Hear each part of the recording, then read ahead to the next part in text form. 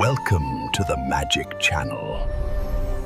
Welcome to The Explainer. Today we're going to deconstruct a protest poem that asks a really tough question.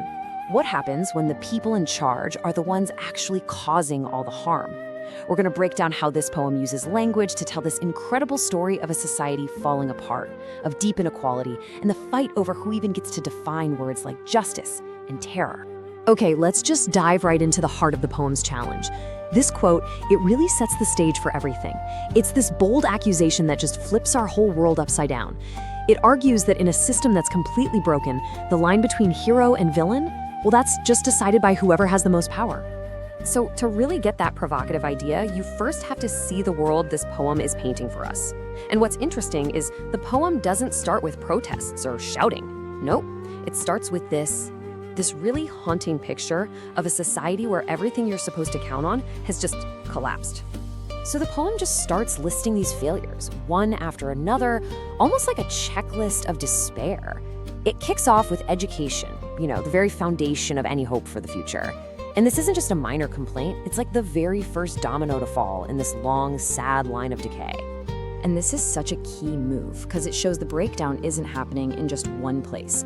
From schools, it pivots right to hospitals. So the places you'd turn to for knowledge and the places you'd go for healing, they're both failing. It just makes the crisis feel absolutely overwhelming. Then it goes for the jugular. It attacks that core promise we're all told. If you follow the rules, you study hard, you'll have a future. But here, that promise is shown to be a complete and utter lie. So you've got a whole generation of people with skills and drive and absolutely nowhere to go. And this right here is what makes the poem hit so hard. It isn't just some abstract political commentary. It becomes gut-wrenchingly personal. We're talking about heart patients literally dying in line. People so hungry they lose their dignity. The kind of despair that drives people to the absolute edge.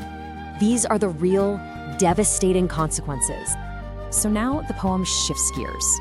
After showing us all of this suffering, it draws a sharp line in the sand. It's not just about a failing system anymore. Now it's about a system that seems to be failing some people while working out great for others. Just look at this. The poem just slams these two realities together.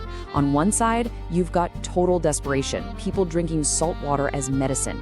And on the other, pure privilege, rulers sleeping in fancy private hospital rooms, people literally running on broken feet while the powerful just cruise by in luxury. The poem isn't just saying things are unequal, it's screaming that this is a world of cruel, deliberate indifference.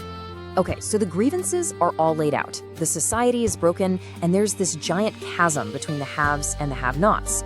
So now the narrative pivots. It's not just about describing the suffering anymore. It's about what happens when you finally refuse to stay silent about it. Now, look at the actions they're describing here. This isn't a violent revolution. It's just simple, direct demands for basic fairness. That repetition of yes almost sounds like a proud confession, doesn't it? Yes, we did this. Yes, we asked for what was right. It's a defense of their actions as being completely and totally reasonable. And then the poem lays out this really clear, chilling progression of events. It's like a formula. You start with a reasonable demand. You keep standing up for what's right. Then they meet you with force, what the poem calls hired fear.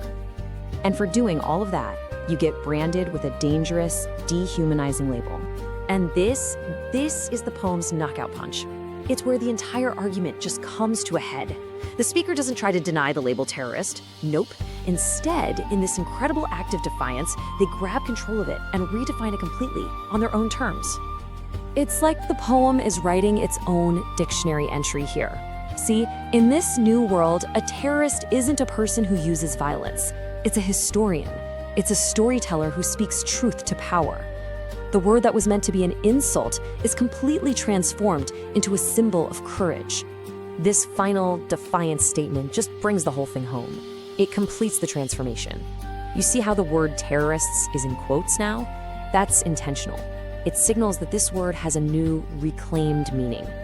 The poem argues that real progress, the actual rebuilding of a nation, is done by the very same people the powerful tried so hard to silence. And in the end, that's the thought the poem really leaves us with. It's a deep, kind of unsettling question, right?